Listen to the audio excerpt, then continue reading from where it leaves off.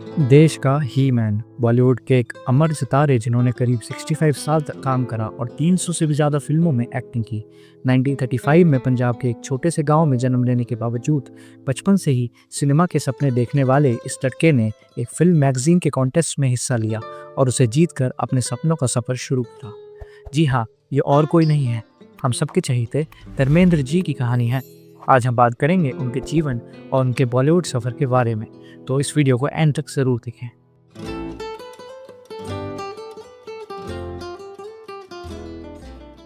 धर्मेंद्र जी ने 1960 में अर्जुन हिंगोरानी की फिल्म दिल भी तेरा हम भी तेरे से डेब्यू किया। उनकी ये पहली फिल्म थी, लेकिन ऑडियंस का दिल जीतने में उन्हें थोड़ा भी वक्त नहीं लगा। उनकी पहली कई फिल्मों पर धीरे धीरे लोगों की नज़र पड़ी, जैसे 1961 में शोला और शबनम, 1963 की बंडिनी और 1964 की हकीकत, जो कि इंडिया चाइना युद्ध पर आधारित थी। 1966 में फूल और पत्थर ने उनको सच में पूरे देश में मशहूर कर दिया और उनके नाम को बॉलीवुड के टॉप सितारों में इस्टेब्लिश कर दिया। 1960s के अंत और 1970s के स्टार्ट आते आते धर्मेंद्र जी एक सुपरहिट हीरो बन चुके थे। फूल और पत्थर में उनका शर्टलेस अवतार इतना पॉपुलर हुआ कि पूरे देश भर में उन्हें ही मैन के नाम से लोग पहचानने लगे। 1970s में धर्मेंद्र जी ने एक्शन और मसाला सिनेमा में भी अपनी एंट्री मारी।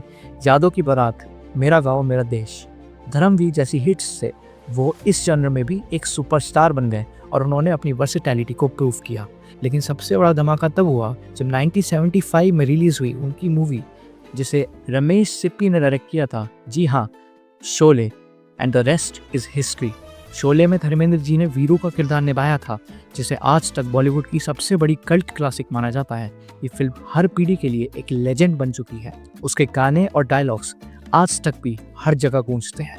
यहाँ तक कि उनके और भी आइकॉनिक रोल्स रहे हैं। सीता और गीता में एक प्यार भरा हीरो, अनुपम जैसी फिल्म में सटल मासूमियत और जग्गू में एक्शन हीरो, ऐसे किरदारों ने उनकी वर्सेटैलिटी दिखाई है। बॉलीवुड फ्रेटर्निटी में ये बात मशहूर है कि एक टाइम पे मीना कुमारी, आशा परेख, हेमा मालिनी जैसे लीडिंग एक्ट्रेसेस धर्मेंद्र जी के साथ काम करने के लिए पागल थी, लेकिन उनकी वर्क लाइफ जितनी सॉर्टेड थी, उनकी लव लाइफ उतनी ही कंफ्यूजिंग और हैरान कर देने वाली थी। उन्होंने 1954 में अपनी पहली पत्नी प्रकाश कौर से शादी की, जिससे उनके 2 बेटे सनी देओल, बॉबी देओल और 2 बेटियां विजेता और अजेता हुए। बाद में 1980s में उन्होंने अपनी on screen love interest Hema Malini से शादी करी, जिससे उनकी 2 बेटियां हुई, ईशा देओल और आहाना देओल। इसके अलावा भी एलिजिबली उनके बॉलीवुड में बहुत सारे लव अफेयर्स रहे थे। वो उन कुछ गिने चुने एक्टरों में से थे जिनके बारे में पूरे बॉलीवुड में कोई भी बुरा नहीं बोलता।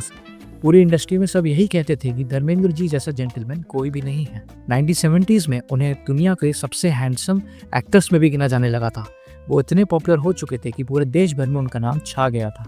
फिल्म इंडस्ट्री में उनके योगदान के लिए उन्हें कई अवार्ड्स भी मिले। 1997 में फिल्म फेयर ने उन्हें लाइफ टाइम अचीवमेंट अवार्ड दिया और 2012 में भारत सरकार ने उन्हें पद्म भूषण से सम्मानित किया। दोस्तों, उनका पूरा जीवन खुद किसी मूवी से कम नहीं, परंतु 24 नवंबर 2025 को धर्मेंद्र जी ने हमें अलविदा किया। 89 साल की उम्र में उनका देहांत हुआ। देश भर में फैंस शॉक थे।